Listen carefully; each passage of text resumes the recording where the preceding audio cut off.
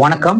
Tops Tamil Nadu assured pension scheme என்று முதல்வரால் அறிவிக்கப்பட்டுள்ள இந்த ஓய்வூதிய திட்டம் பத்தி தான் இந்த காணொலியில பேச போறோம். அன்பு உறவுகளே, உங்களுடைய தொடர் ஆதரவுக்கு நன்றி. நீங்க தொடர்ந்து ஆதரவு கொடுக்கறதால தான் நம்மளால நல்ல நல்ல காணொலிகளை போட முடியுது. அந்த வகையில இப்ப இந்த தமிழ்நாட்டினுடைய இந்த ஓய்வூதிய திட்டம் என்பது அரசு ஊழியர்களுடைய ஏறக்குறைய 20 ஆண்டுகால கனவுகளை நனவாக்கியிருக்கு அப்படிங்கிறத பாக்குறோம். அந்த வகையில இதை பத்தி நம்ம ஒரு காணொலி போடணும். அதாவது 2003 ஜெயலலிதா ஆட்சியில இந்த ஓய்வூதிய திட்டம் என்பது ரத்து செய்யப்பட்டது அப்படிங்கிறத பாக்குறோம். அன்னையில இருந்து இன்னைக்கு வரை ரிட்டையர் ஆனவங்களுக்கு பழைய ஸ்கீம்ல வந்தவங்களுக்கு பென்ஷன் இருக்கு.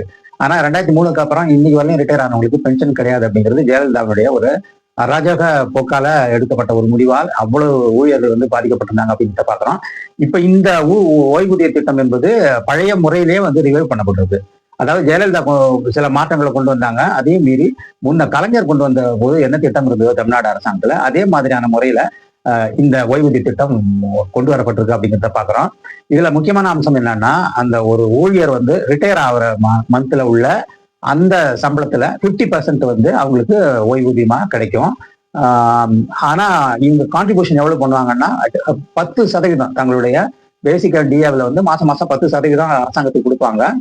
அதுல இருந்து அது ஒரு வட்டியாக மாறி அதை தமிழ்நாடு அரசாங்கம் இன்வெஸ்ட் பண்ணி அதன் மூலமாக வர தொகையில தான் இந்த பென்ஷன் வழங்கப்படுது அப்படிங்கிறது மிக முக்கியமான அம்சம். இதுல இன்னொரு அம்சம் இந்த வருஷத்துக்கு முன்னாடி ரிட்டையர் ஆனாங்க இல்லைங்களா, 2003 இந்த வருஷத்துக்கு முன்னாடி இந்த தேதிக்கு முன்னாடி ரிட்டையர் ஆனவங்களுக்கு 60% பென்ஷனாக வழங்கப்படும் அப்படிங்கிறது இதுல முக்கியமான அம்சமா இருக்கு. அதாவது இந்த 2003 இன்னைக்கு வரையும் ரிட்டையர் ஆனவங்களையும் விடல, இனி ரிட்டையர் ஆக போறவங்களையும் இந்த ஸ்கீம்ல சேர்த்திருக்காங்க அப்படிங்கிறது தான் இதனுடைய முக்கியமான அம்சமாக பார்க்கப்படுது. சரி, இதனுடைய விளைவுகள் ஏறக்குறைய இந்த ஒரு அமௌண்ட்டாக ஒரு 13,000 கோடி செலவாகும். அப்புறம் வருஷம் ஒரு அமௌண்ட் செலவாகிட்டே இருக்கணும் வைங்களா. இதை ஏறக்குறைய தமிழ்நாட்டோட ஜிஎஸ்டில 22.5% இதுக்கே செலவாகும் அப்படிங்கிற மாதிரி பொருளாதார நிபுணர்கள்லாம் கருத்து தெரிவிச்சிருக்காங்க. இது தமிழ்நாடு அரசாங்கத்துக்கு மேல உள்ள ஒரு ஹியூஜ் பேர்டன் தான், அதுல ஒன்றும் சந்தேகம் கிடையாது. இது ஒரு பேர்டன் தான், ஆனாலும் சமாளிக்கக்கூடிய பேர்டன் அப்படிங்கிற மாதிரி நம்மளுடைய முன்னாள் ஒன்றிய நிதி அமைச்சர் ப. சிதம்பரம் அவர்கள் கருத்து தெரிவிச்சிருக்காங்க. அவங்க பாராட்டியிருக்காங்க, இது நல்ல திட்டம் தான், கொஞ்சம் கடினமா இருந்தாலும் இதை நிறைவேற்றிடலாம். அதுக்கு தமிழ்நாடு அரசாங்கம் என்ன பண்ணும்னா, அது தன்னுடைய லோக்கல் ரிசோர்சஸ் இருக்கு இல்லைங்களா, லோக்கல் இன்கம், அதை கொஞ்சம் பெருக்கினாலே ஒன்றிய அரசாங்கத்தை நம்பாம இதனுடைய ஸ்டேட்டினுடைய ஓன் ரிசோர்சஸ்லயே இதை மேனேஜ் பண்ண முடியும். கொஞ்சம் பிஸ்கல் மேனேஜ்மெண்ட் நல்லா பண்ணாவே போதும், இதுல இந்த திட்டத்தை நல்ல மாதிரி நடைமுறைப்படுத்தலாம் அப்படிங்கிற மாதிரியான கருத்து உட்பட அவரு கருத்து தெரிவிச்சிருக்காரு. நிறைய பேர் பாசிட்டிவா தான் இதை பத்தியான ஒரு விமர்சனம் பண்ணியிருக்காங்கிறத பாக்குறோம். வழக்கம் போல திமுகவுக்கு பிடிக்காத எதிர்கட்சிகள், திமுகவை விரும்பாத அந்த ஊடகவியலாளர்கள் இருக்காங்க இல்லைங்களா, நடுநிலை என்று சொல்லிக்கொண்டு திமுகவுக்கு விரோதமாக வேலை செய்து கொண்டிருக்கிற நடுநிலை ஊடகவியலாளர்கள் அப்படின்னு சொல்லிக்கிறாங்க, நடுநிலை கிடையாது. அவங்க எல்லாம் சொல்றது என்னன்னா, இது அரசாங்கத்துக்கு மிகப்பெரிய இது வர பணம் எல்லாம் வருமானம் எல்லாமே இந்த மாதிரி பென்ஷனுக்கும் அரசாங்க ஊழியர்களுக்குமே செலவு பண்ணிட்டா மற்ற திட்டங்களுக்கு இது எப்படி ஏது பணம் ஏது, இது மக்கள்கிட்ட வரி வசூலை அதிகமாக்கி அதை அரசு ஊழியர்களுக்கு கொடுக்குற ஒரு அநியாயமான திட்டம்னு ஒரு பகுதியினர் சொல்றாங்க.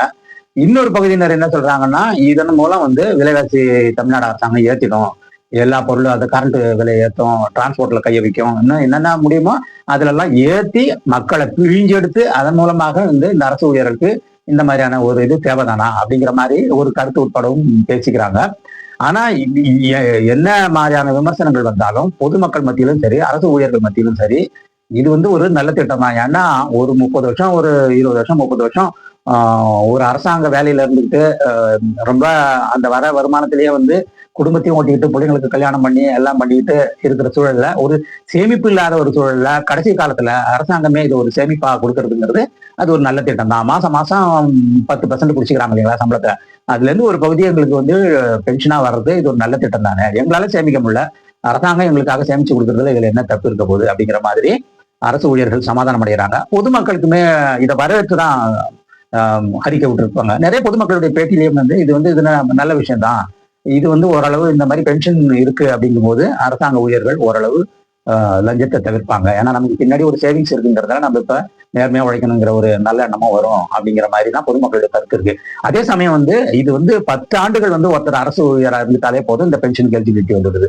அதாவது ரொம்ப குறைவா இருக்குமே நமக்கு கிடைக்காதுங்கிற அந்த பயமும் தேவையில்லை. மினிமம் ஒரு 10 இயர்ஸ் நீங்க கவர்மெண்ட்ல சர்வ் பண்ணிட்டீங்கனாலே போதும், உங்களுக்கு இந்த பென்ஷன் வந்து எலிஜிபிலிட்டி.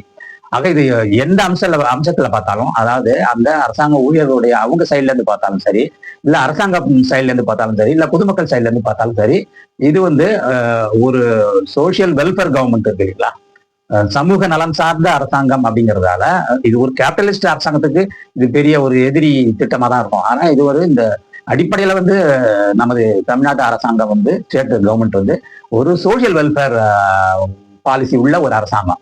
அது சமூக நீதியா இருக்கட்டும், வேலை வாய்ப்பா இருக்கட்டும், ரிசர்வேஷனா இருக்கட்டும், எல்லாத்திலுமே வந்து ஒரு சமூக நீதி பார்வையோட இயங்குகிற ஒரு அரசாங்கத்துக்கு இந்த மாதிரியான ஒரு திட்டம் என்பது இது ரெண்டு வகையிலையும் நல்லது. ஒண்ணு, மக்களுக்கு ஒரு நல திட்டம் போய் சேருதுங்கிறது ஒண்ணு. ரெண்டாவது, அதே சமயம் வந்து அரசாங்கமும் தன்னுடைய கடமை வந்து சோசியல் சர்வீஸ் ஜஸ்டிஸ் சம்பந்தமான தன்னுடைய கடமையிலிருந்து தவறாம இருக்குங்கிறதுக்குமான இது அந்த அம்சத்துல இந்த திட்டத்தை வந்து நம்ம வரவேற்கணும். இதற்கு வந்து முதலமைச்சர் வந்து ஒரு டீமை போட்டு அவங்களுடைய ஆலோசனைகளுடைய அடிப்படையில் தான் இதை நிறைவேற்றிருக்காரு. ஏற்கனவே கொடுத்த தேர்தல் வாக்குறுதியின் பிரகாரம் தான் இது நடைமுறைக்கு வந்திருக்குங்கிறத பாக்குறோம். தேர்தல் அறிக்கையிலே சொன்னாங்க, இருந்தாலும் 4 ஆண்டுகள் ஆட்சி முடிஞ்சு இதை வந்து ஒரு முறைப்படி ஒரு டீமை போட்டு படிக்க வச்சு அதனுடைய ரெக்கமெண்டேஷனுடைய அடிப்படையில் செய்யறது என்பது ஒரு நீண்ட கால ஒரு திட்டமாகும். அதே சமயம் இதனுடைய ப்ரோஸ் அண்ட் கான்ஸ் எல்லாத்தையுமே அரசாங்கம் வந்து கணக்கில் எடுத்திருக்குங்கிறதையும் பாக்குறோம்.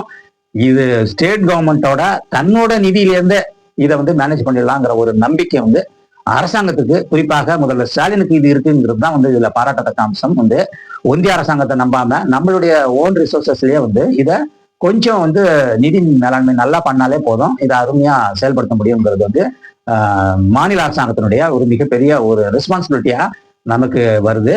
அந்த வகையில பார்க்கும்போது இது மேனேஜபிள் தான். கொஞ்சம் கடினமா இருந்தாலும் இதை மேனேஜ் பண்ணிடலாம். அதே சமயம் இது எம்ப்ளாயிஸுக்குமே வந்து ஒரு சேஃப்டியை கொடுக்குது. தங்களுடைய முதுமையான காலத்துல 60 வயசுக்கு பிறகு தாங்கள் ரிட்டையர் ஆன பிறகு தங்களுக்கு வாழ்க்கையில எந்த பிடிப்பும் இல்லை அப்படிங்கிற மாதிரி ஒரு சூழல்ல இது வந்து ஒரு மிகப்பெரிய அரும்பெரும் மருந்தாக தங்களுடைய பாதுகாப்பை உறுதி செய்யக்கூடிய, தங்களுடைய ரிட்டையர்மெண்ட் போஸ்ட் ரிட்டையர்மெண்ட் லைஃப்ல கொஞ்சம் ஒரு நல்ல விஷயமாக இது படுது அப்படிங்கிறது தான் நமக்கு இந்த நேரத்துல நம்ம சொல்லிக் கொள்கிற கருத்தாகும். இதனுடைய சாதக பாதக அம்சங்கள்லாம் விவாதிப்பதற்கு உட்படுத்தப்படுகின்றன. எனினும் முதல்வருடைய இந்த தன்னுடைய தேர்தல் வாக்குறுதியை நிறைவேற்றியதன் மூலமாக அரசு ஊழியர்களுக்கும் தான் வந்து கடமைப்பட்டிருக்காரு அப்படிங்கிறது நிரூபிச்சிருக்காரு அப்படிங்கிறத பார்க்கிறோம்.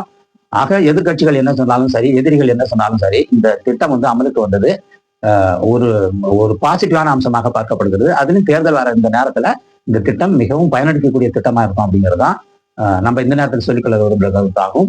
முதல்வருக்கு ஒரு பாராட்டுடன், திமுக அரசுக்கு ஒரு பாராட்டுடன் இந்த திட்டத்தை வரவேற்போம். அடுத்த அமர்வில் வேற ஒரு விடயங்களை பார்ப்போம். நன்றி, வணக்கம்.